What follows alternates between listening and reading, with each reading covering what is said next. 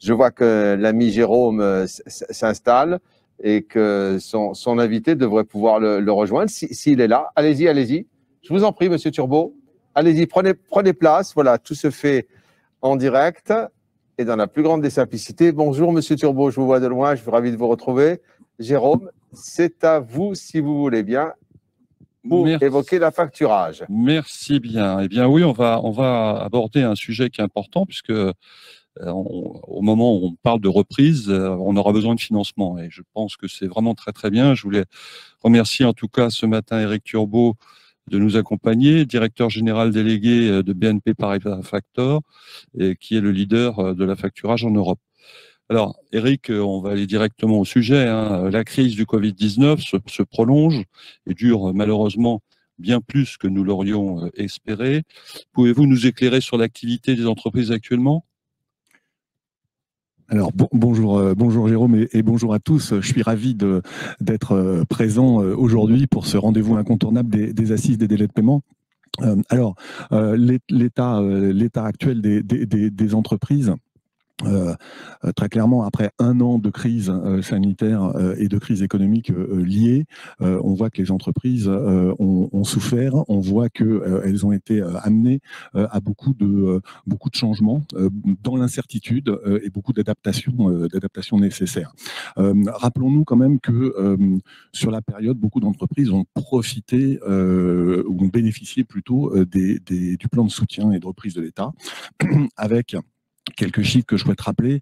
40% de ces entreprises qui ont pris un PGE, qui ont bénéficié d'un PGE, 50% des entreprises qui ont actionné les moratoires sur les charges sociales et sur les loyers, et puis 70% des entreprises qui ont pu actionner aussi le chômage partiel. Voilà. À côté de ça, et je pense que c'est important de le souligner, les entreprises et les chefs d'entreprise ont particulièrement travaillé à l'adaptation et à la transformation de leur entreprise. Et ça, c'est quelque chose qui me paraît tout à fait intéressant, puisque en sortie, puisqu'on est proche de cette crise, de la sortie de cette crise, en sortie, on a des entreprises qui se sont adaptées, on a des entreprises qui ont transformé des frais fixes en frais variables, on a des entreprises qui sont plus agiles. Et ça, c'est important pour aborder cette phase de reprise qui est en train d'arriver avec la vaccination et le calendrier gouvernemental. Je ne reviens pas dessus, on a tout ça en tête maintenant. Alors concrètement, cette phase de reprise, qu'est-ce qui va se passer ? Il va se passer qu'il va y avoir la réouverture de l'ensemble des commerces et autres, et il va y avoir mathématiquement et mécaniquement finalement une augmentation du besoin en fonds de roulement des entreprises, et donc ces entreprises vont avoir besoin de financer cette augmentation du besoin en fonds de roulement pour assurer et assumer cette phase de reprise. Et là, les solutions de financement alternatifs, dont les programmes d'affacturage, rentrent totalement en jeu et vont permettre aux entreprises de trouver des solutions. Moi, j'ai envie, Jérôme, pour bien répondre à votre question, de mettre en exergue deux cas de figure. Premier cas de figure, vous êtes une entreprise et vous facturez une autre entreprise. Le premier élément qu'on va pouvoir trouver dans cette phase de reprise, c'est le financement des bons de commande. Le financement des bons de commande, c'est un dispositif qui a été travaillé avec Bercy par les acteurs de l'affacturage en France réunis autour de l'ASF, Association des sociétés financières, dans le courant de l'année 2020, et qui permet très concrètement à une entreprise, dès lors qu'elle signe un marché avec une autre entreprise, et donc qu'il y a un bon de commande de cette autre entreprise, de pouvoir aller voir un factor et céder pour le financer ce bon de commande. Donc concrètement pour elle, ça signifie qu'elle va pouvoir avoir le financement immédiat de ce bon de commande, et donc de pouvoir engager les dépenses, les investissements pour pouvoir acheter des matières premières, réaliser la prestation commandée, le travail commandé. Donc ça, c'est essentiel dans cette phase de reprise, puisque ça va pouvoir faire gagner à cette entreprise en moyenne 45 jours de trésorerie.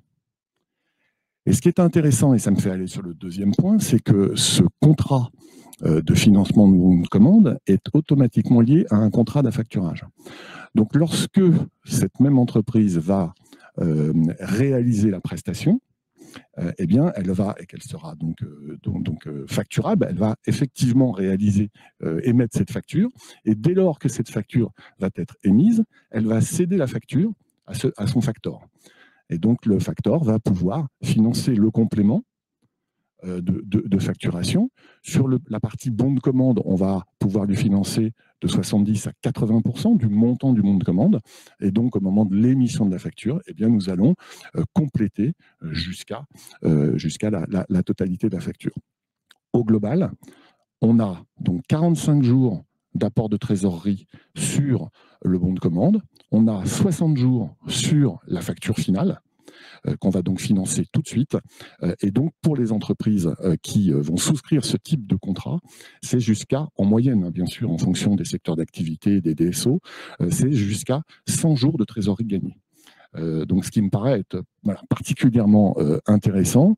Et je rappelle, le produit à facturage est connu, mais je rappelle, c'est un produit qui est vraiment un 3 en 1, avec le financement des factures en moins de 24 heures, la garantie contre les impayés, qui est un élément aussi important. Et puis pour les entreprises qui en ont besoin, c'est le recouvrement des factures, la relance et la gestion des encaissements. Mais sur le financement du bon de commande, c'est vraiment une vraie avancée, hein, c'est limité dans le temps. Ça concerne toutes les activités ou c'est limité qu'à quelques activités, industrie, etc. Non, on peut dire que ça concerne toutes les activités. Après, il peut y avoir des particularités pour certaines d'entre elles, bien évidemment, mais considérons que ça concerne effectivement toutes les activités. Et vous disiez, Jérôme, que c'est une nouveauté. Donc c'est une nouveauté, et je peux même vous dire que c'est une première mondiale, puisque la France, là, en la matière, et le travail qui a été effectué, que je rappelais tout à l'heure, vraiment fait figure de pilote au niveau européen et au niveau mondial. Alors, vous avez parlé d'un premier cas de figure et un deuxième cas de figure. Alors, le deuxième cas de figure, merci. Le deuxième cas de figure, bien, c'est une entreprise, là aussi, qui réalise une prestation dans le cadre d'un marché ou d'une commande pour un grand donneur d'ordre ou une administration ou une collectivité locale qui, elle-même, a mis en place un programme de paiement anticipé de facture, autrement appelé à facturage inversé collaboratif. Donc, comment ça se passe, là aussi, de façon très concrète, pour que tout le monde ait bien les choses à l'esprit? Eh bien, cette entreprise, suite à la prestation, va émettre une facture.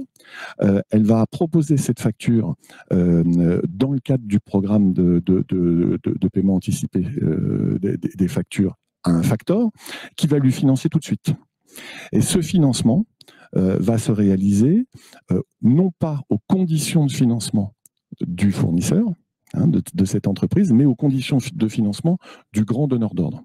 Et donc, c'est tout à fait intéressant parce que souvent, cette TPE ou cette PME, elle va pouvoir accéder à des conditions de financement qui sont tout autres que celles qu'elle-même, sur sa propre signature, va pouvoir obtenir.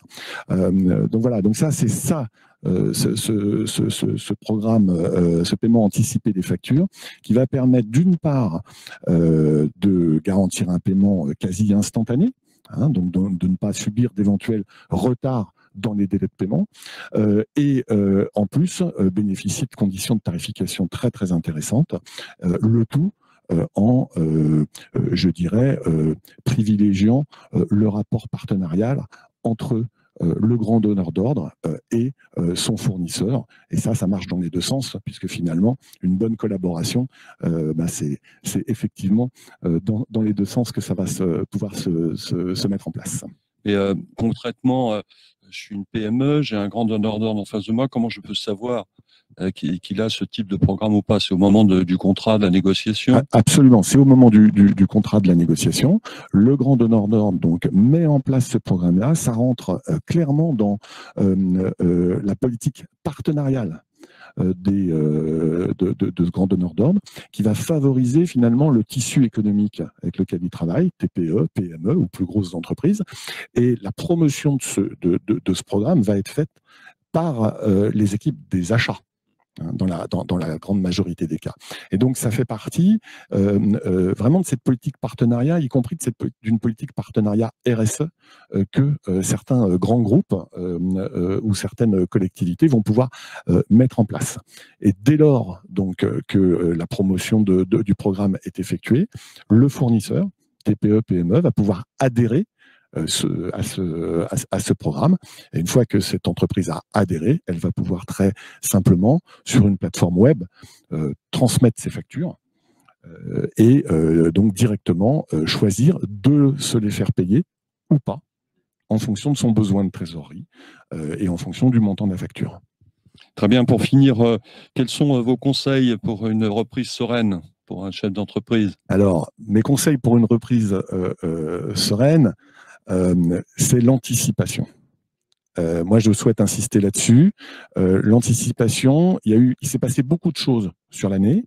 Beaucoup d'entreprises ont, par le double fait, d'une part des aides de type PGE et d'autre part par une moindre activité économique, ont pu reconstituer un peu, voire beaucoup pour certaines, leur trésorerie, et donc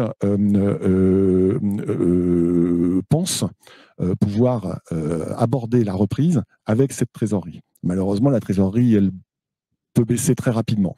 Et donc, mon conseil, c'est l'anticipation dans la mise en place de financements alternatifs, comme ceux que j'ai soulignés aujourd'hui, le financement de bons de commande, la facturage, les programmes de paiement anticipé de facture. Et son anticipation, pourquoi? Pour pouvoir financer, quand il sera nécessaire, l'augmentation du BFR et la reprise économique. Un dernier mot par rapport à ça. On a beaucoup parlé des entreprises, je n'ai pas du tout parlé des ménages. N'oublions pas que sur la période, les ménages ont amassé quelques 130 ou 140 milliards d'épargne. Et donc, cette épargne-là va être un des moteurs de la reprise dans les jours qui viennent, et je pense que nous le souhaitons tous très fortement. Merci Éric Turbo. Je rappelle que vous êtes directeur général délégué au commerce de BNP Paribas Factor. Merci. Merci Jérôme. À vous. Merci à tous.